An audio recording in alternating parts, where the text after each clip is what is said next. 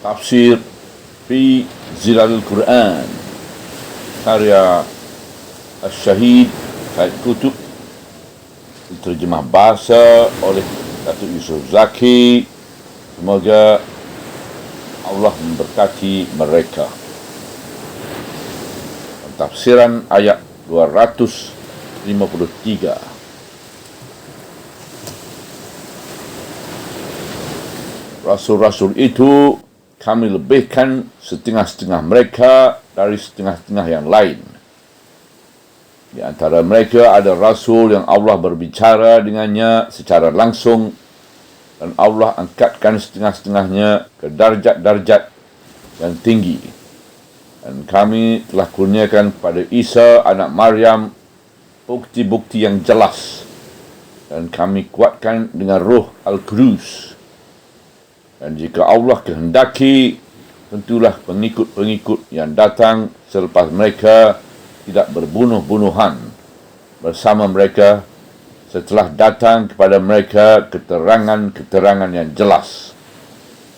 Tetapi mereka telah berselisih faham.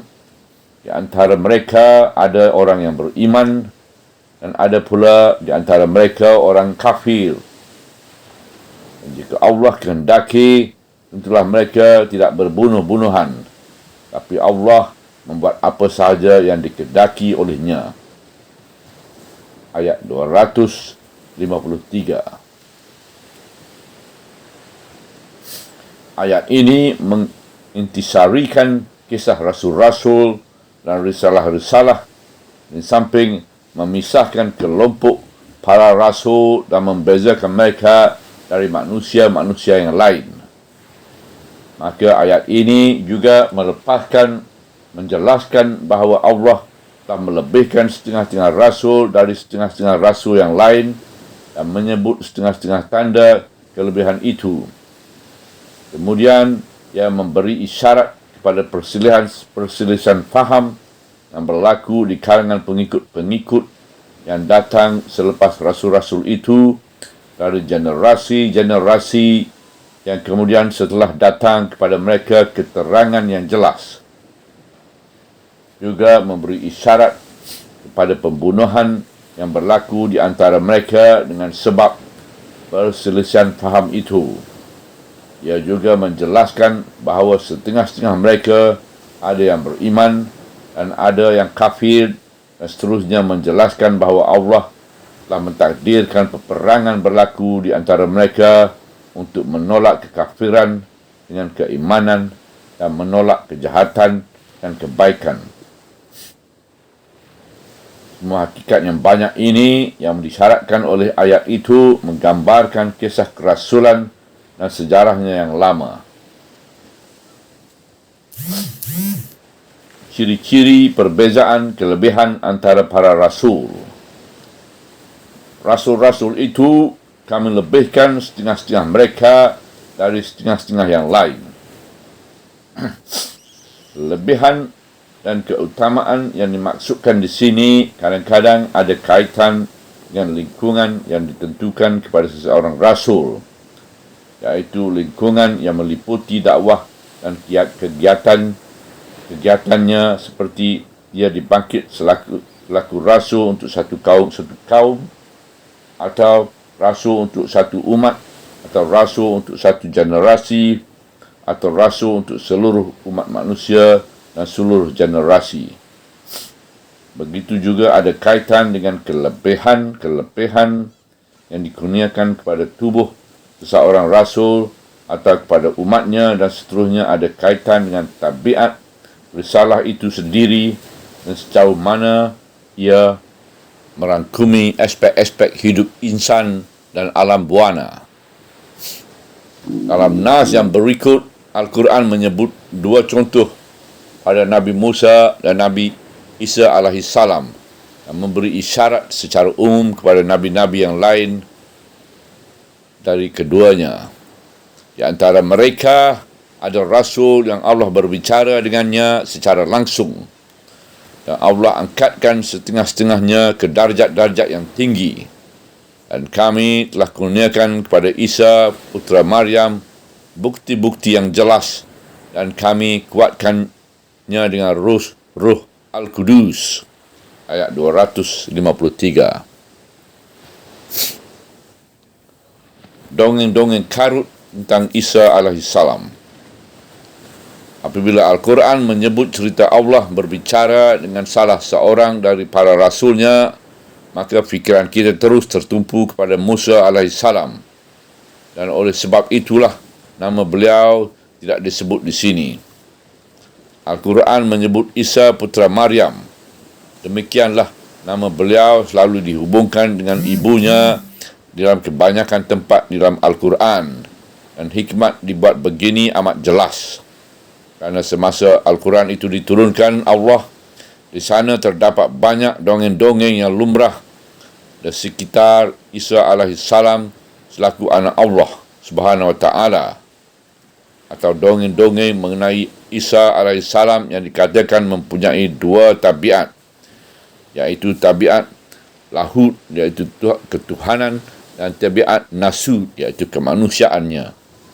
Atau dongeng-dongeng mengenai Isa yang dikatakan mempunyai tabiat ketuhanan, dan di dalam tabiat inilah larutnya tabiat kemanusiaannya sebagaimana larutnya setitis air di dalam gelas, dan sebagainya dari kepercayaan dongeng yang telah menyebabkan gereja dan dewan-dewan persidangan padri-padri tenggelam dalam perdebatan dan perbahasan di sekitarnya, dan menyebabkan pertumpahan darah yang mengalir seperti sungai di dalam negara Rom.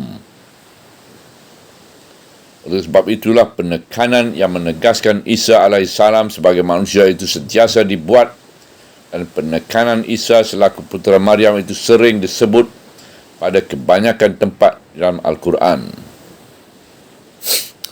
Pengertian Ruh Al-Qudus.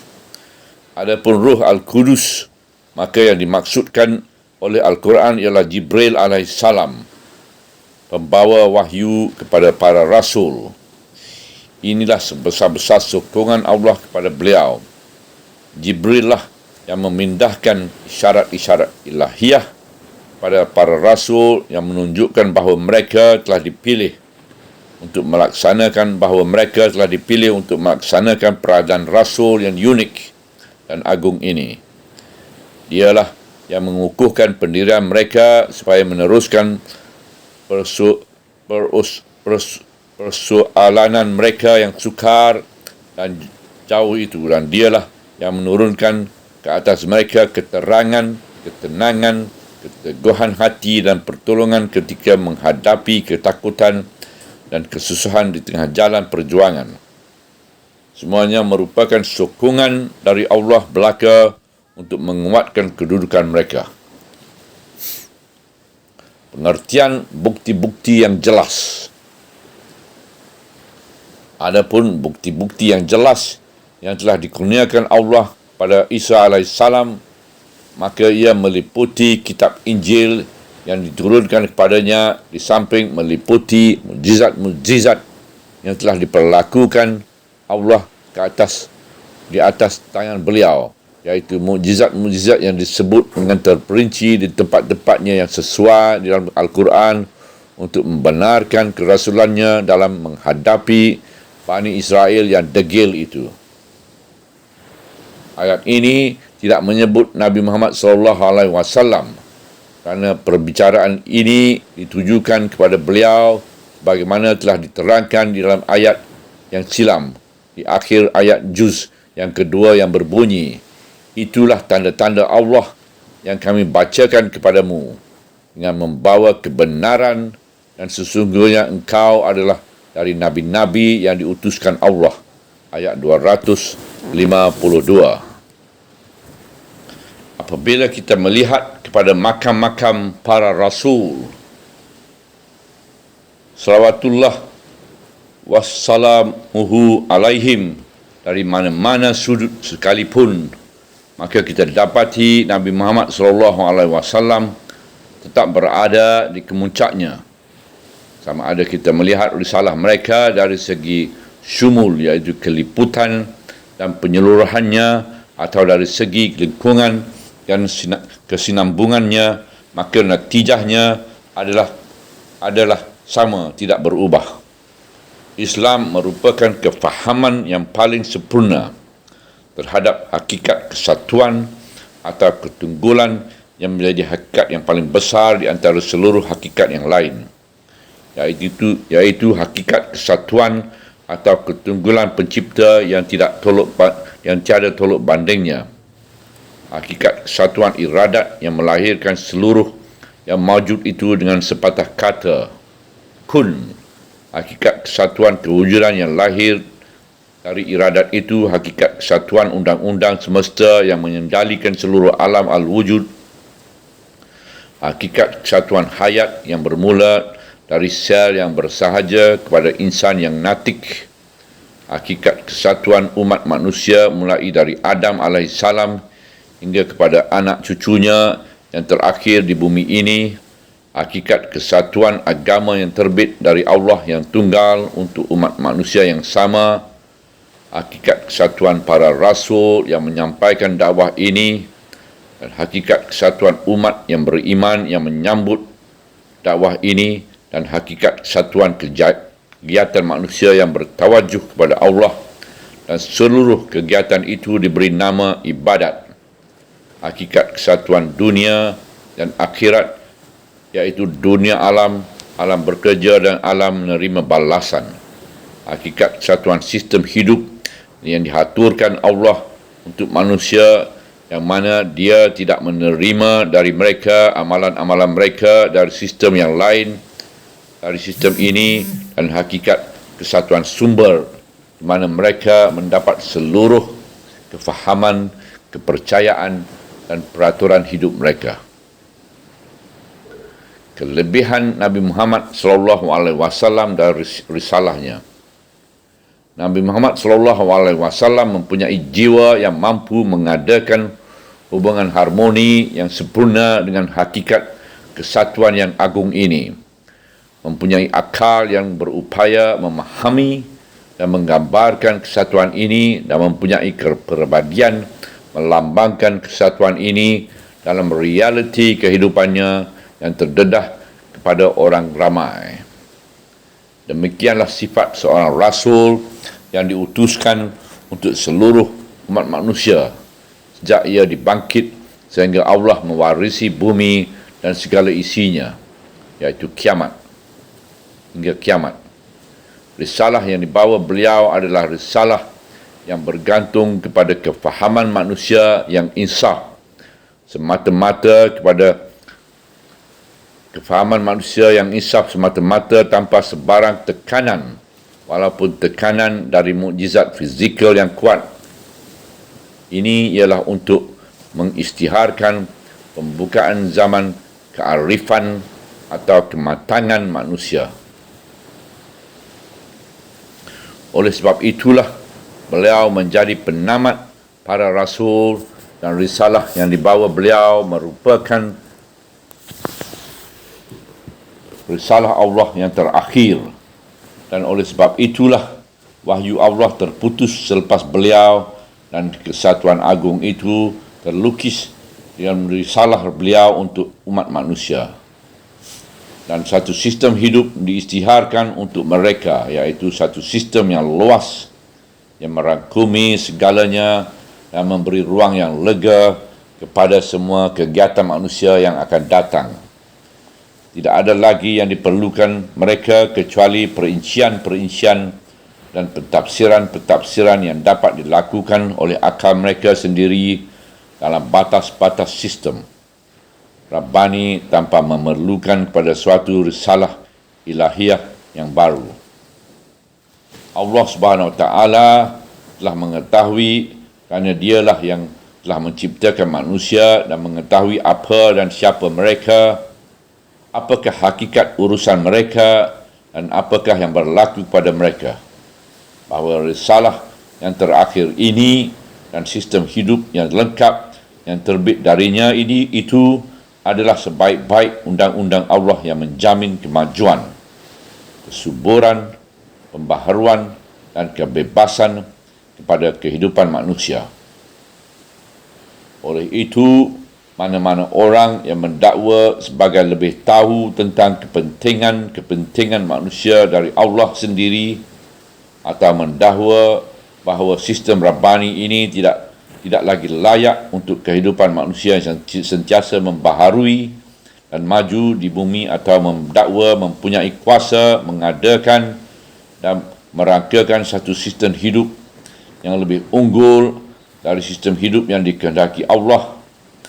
Mana-mana orang yang berani berbuat salah satu dari dakwaan-dakwaan ini atas kesemuanya, maka bererti ia telah kufur secara terus terang tanpa ragu-ragu lagi, dan bererti ia mahukan sesuatu yang paling buruk terhadap dirinya sendiri dan terhadap umat manusia seluruhnya. Dan seterusnya bererti ia telah memilih sikap perseteruan yang terus terang terhadap Allah dan terhadap umat manusia sendiri yang telah dirahmati Allah dengan risalah ini, yang telah dikehendaki Allah untuk memberikan kebaikan kepada mereka melalui sistem Rabbani yang terbit dari risalah ini untuk mengurus kehidupan mereka sehingga akhir zaman. Perselisihan antara pengikut para rasul. Selepas itu, pengikut para rasul itu telah bergaduh dan berperang sesama mereka. Kesatuan tabiat para rasul dan kesatuan risalah yang dibawa mereka tidak dapat menghalang perselisihan faham di antara pengikut-pengikut mereka sehingga mengakibatkan mereka bergaduh dan berperang. Dan jika Allah kehendaki, tentulah pengikut-pengikut yang datang selepas mereka tidak berbunuh-bunuhan sesama mereka setelah datang kepada mereka keterangan-keterangan yang jelas. Tetapi mereka telah berselisih faham. Di antara mereka ada orang yang beriman dan ada pula di antara mereka orang yang kafir. Dan jika Allah kehendaki, tentulah mereka tidak berbunuh-bunuhan, tetapi Allah membuat apa sahaja yang dikehendaki olehnya. Ayat 253. Pergaduhan ini bukanlah berlaku bertentangan dengan irada Allah, kerana tidak mungkin berlaku di alam ini sesuatu yang bertentangan dengan kehendak masyiah Allah Subhanahu wa taala. Di antara kehendak masyiah Allah ialah makhluk insan itu tetap dengan sifatnya yang ada, iaitu tetap dengan struktur kejadiannya yang ada dan tetap dengan kesediaannya untuk menerima hidayah dan kesesatan, dan seterusnya terus terserah pada dirinya sendiri dalam menentukan pilihan jalan hidupnya, sama ada jalan kepada hidayah atau jalan kepada kesesatan. Oleh sebab itulah segala sesuatu yang terjadi dari struktur kejadian ini atau dari sesuatu yang keluar dari struktur ini atau yang terjadi dari arah tujuan struktur ini adalah termasuk dalam lingkungan kehendak masyiah Allah belaka dan berlaku mengikut kehendak masyiah itu. Demikianlah kehendak masyiah Allah, kerana kelainan dan perbezaan kesediaan dan bakat-bakat kebolehan di antara satu individu dengan satu individu manusia yang lain merupakan salah satu dari undang-undang Allah untuk memperbagaikan ciptaan, di samping persamaan asal dan kejadian, agar kesediaan dan bakat-bakat kebolehan yang tidak sama dan berbeza-beza itu dapat disesuaikan dengan tugas-tugas khalifah yang beraneka ragam itu. Kerana masakan Allah menjadikan seluruh manusia serupa belaka seperti naskah-naskah ulangan yang dicetak di atas kertas karbon, sedangkan tugas-tugas yang diperlukan oleh pentadbiran khilafah di bumi untuk memperkembangkan dan memajukan kehidupan berlainan-lainan dan beraneka ragam.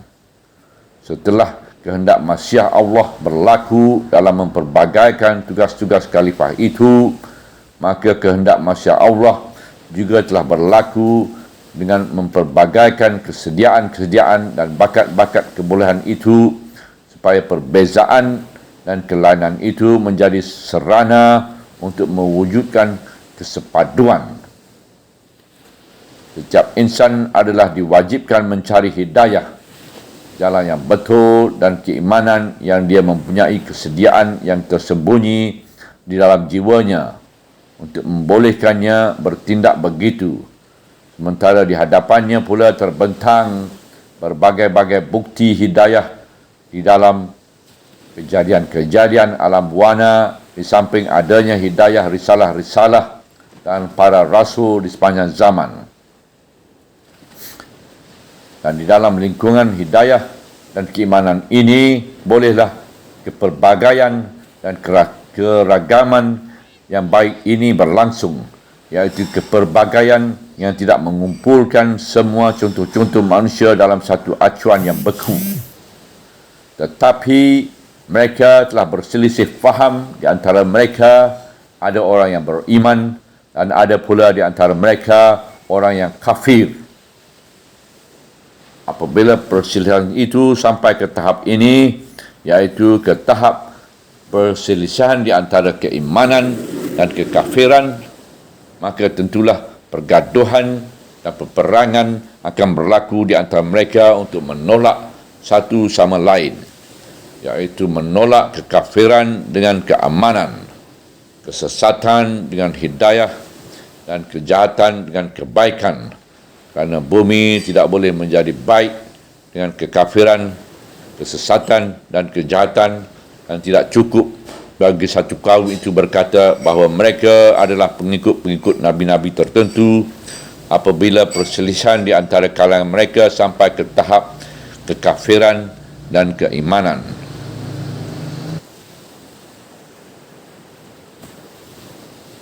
Inilah keadaan yang dihadapi oleh kaum muslimin di Madinah pada masa turunnya ayat ini. Dahulu, kaum musyrikin di Makkah mendakwa bahawa mereka adalah penganut agama Ibrahim, sementara kaum Yahudi di Madinah pula mendakwa bahawa mereka berpegang dengan agama Musa, dan kaum Nusara mendakwa berpegang dengan agama Isa. Sedangkan setiap golongan ini telah menyeleweng begitu jauh dari agama mereka yang asal dan dari risalah nabi-nabi mereka. Mereka telah menyeleweng hingga ke tahap yang boleh disifatkan sebagai kafir. Kaum muslimin ketika turunnya ayat ini sedang memerangi kaum musyrikin Arab dan hampir-hampir diarahkan pula supaya memerangi orang-orang kafir dari golongan ahli-ahli kitab. Oleh sebab itulah ayat ini menjelaskan bahawa peperangan yang berlaku di antara golongan yang berselisih faham dalam akidah hingga ke tahap ini adalah dari kehendak masyiah Allah dan keizinannya. Dan jika Allah berkehendaki, tentulah mereka tidak berbunuh-bunuhan. Tetapi Allah telah kehendaki untuk menolak kekafiran dengan keimanan dan untuk menegakkan di bumi ini hakikat akidah yang betul dan tunggal yang dibawa oleh sekalian Rasul. Dari akidah inilah mereka telah menyeleweng. Allah telah mengetahui bahawa kesesatan itu tidak berdiri pasif dan beku. Malah kesesatan selama-lamanya mempunyai tabiat yang jahat. Ia pasti menceroboh dan mencabul. Ia pasti berusaha menyesatkan orang-orang yang beriman, dan ia pasti mahukan jalan yang bengkok dan memerangi jalan yang lurus. Oleh sebab itu, ia pasti diperangi supaya segala urusan menjadi baik. Tetapi Allah membuat apa sahaja yang dikehendaki olehnya. Penghujung ayat 253. Kehendak masyiah Allah adalah kehendak masyiah yang bebas, dan bersama masyiah yang bebas ini ialah kudrat Allah yang aktif. Allah telah mentakdirkan bahawa manusia itu berbeza-beza dan tidak sama dalam struktur kejadian mereka. Allah mentakdirkan bahawa urusan menentukan pemilihan jalan hidup mereka adalah terserah kepada keputusan mereka sendiri. Allah telah mentakdirkan bahawa sesiapa yang tidak mendapat hidayah dari mereka akan sesat. Allah telah mentakdirkan bahawa kejahatan pasti menceroboh dan mahukan jalan yang bengkok. Allah telah mentakdirkan bahawa pertempuran tak berlaku di antara hidayah dan kesesatan. Dan Allah telah mentakdirkan bahawa pendukung keimanan pastilah berjuang untuk menegakkan hakikat yang tunggal, jelas dan lurus. Yang dikira di sini bukannya hubungan para pengikut dengan para rasul. Malah yang dikira di sini ialah hakikat akidah dan hakikat amalan mereka. Mereka tidak dapat dilindungi dari tentangan orang-orang mukmin terhadap mereka dengan semata-mata kerana mereka mewarisi agama Allah, sedangkan mereka telah menyeleweng darinya. Hakikat yang dijelaskan Allah kepada kaum muslimin di Madinah ini adalah satu hakikat yang mutlak, yang tidak terikat dengan zaman. Malah itulah cara Al-Quran yang menggunakan sesuatu peristiwa yang terikat dengan zaman sebagai suatu kesempatan untuk menegakkan hakikat mutlak yang berterusan di sepanjang zaman. Subhanallah, walhamdulillah, wa la ilaha illallah, wallahu akbar, wa la hawla wa la quwata illa billah al-aliyyil azim, wa la hawla wa la quwata illa billah al-aliyyil azim, wa la hawla wa la quwata illa billah al-aliyyil azim.